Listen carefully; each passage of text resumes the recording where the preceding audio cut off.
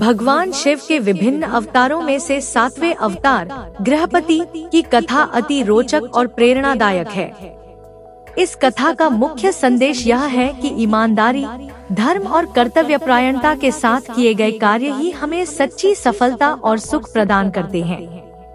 आइए इस कथा को और भी विस्तार और गहराई से समझते हैं, जिससे यह कहानी और भी अधिक प्रभावी, रोचक और शिक्षाप्रद हो जाए।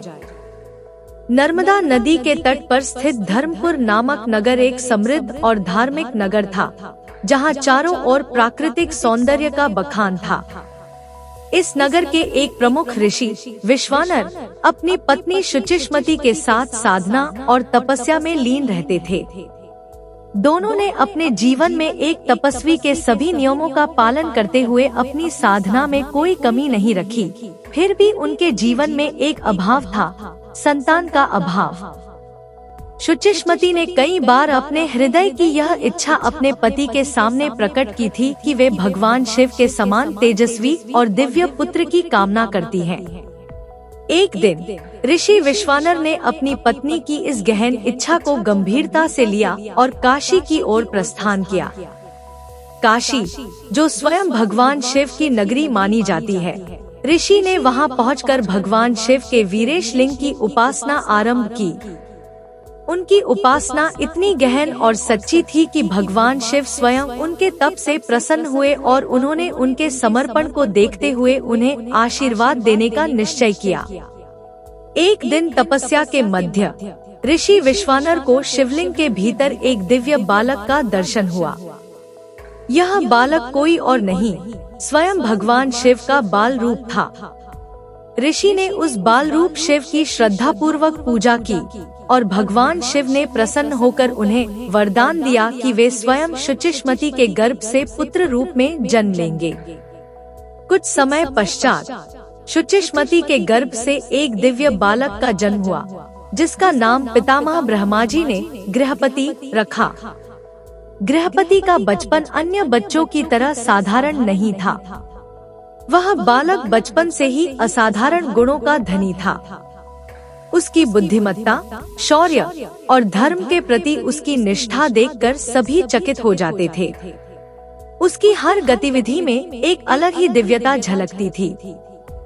एक बार जब गृहपति 12 वर्ष के थे, देवर्षि नारद उनके घर आए और उनकी कुंडली देखकर उनके माता पिता को यह बताया कि 12 वर्ष की आयु में गृहपति को बिजली अथवा अग्नि का संकट आएगा।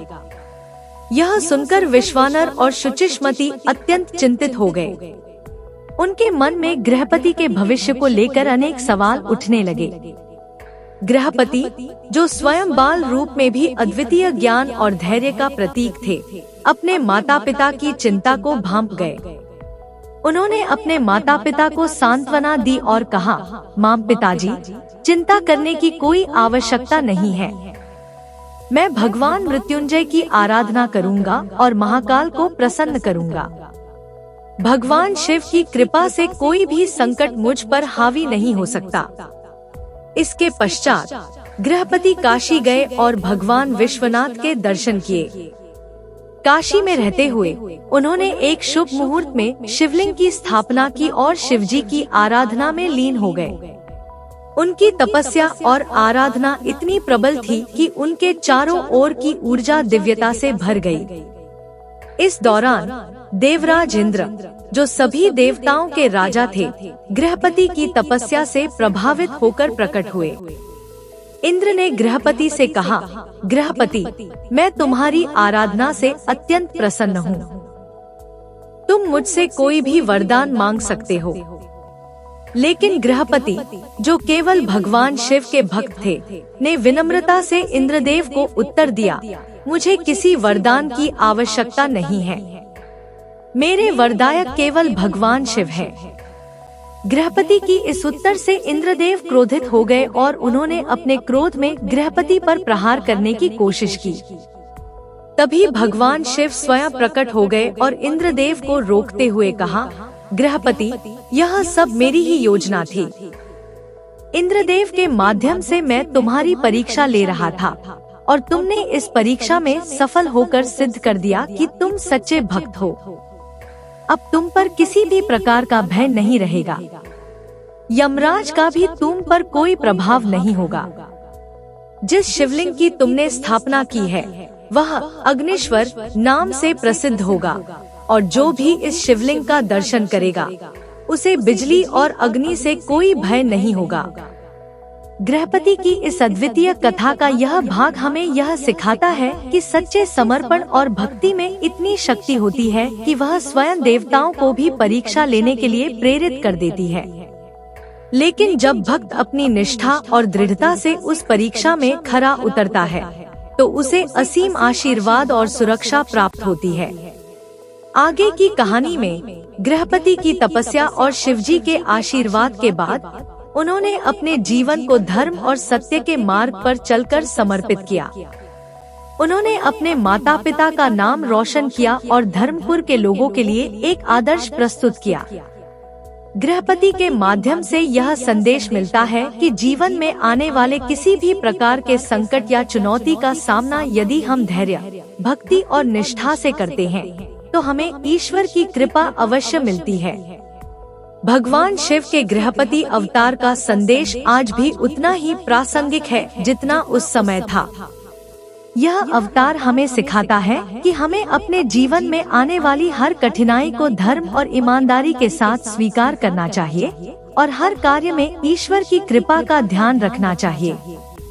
गृहपति की कथा के माध्यम से हमें यह सीख मिलती है कि ईमानदारी और धर्म का मार्ग ही सच्ची सफलता का मार्ग है। गृहपति की यह प्रेरणादायक कथा हमें यह भी सिखाती है कि हमारे शरीर में जो जठराग्नि है वह भी एक प्रकार से भगवान शिव का ही रूप है। जब हमें भूख लगती है और हम अन्न ग्रहण करते हैं तो हमारे शरीर का पोषण होता है, जो अंततः हमारे प्राणों की संतुष्टि का कारण बनता है।